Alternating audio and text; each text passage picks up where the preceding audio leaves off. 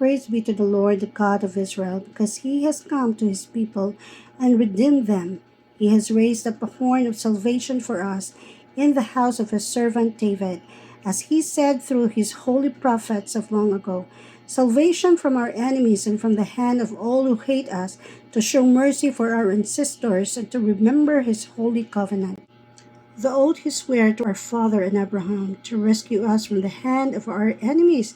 and to enable us to serve him without fear, in holiness and righteousness before him all our days. And you, my child, will be called a prophet of the Most High, for you will go on before the Lord to prepare the way for him, to give his people to the knowledge of salvation through the forgiveness of their sins, because of the tender mercy of our God, by which the rising sun will come to us from heaven, to shine on those living in darkness and in the shadow of death, to guide our feet into the path of peace. Amen.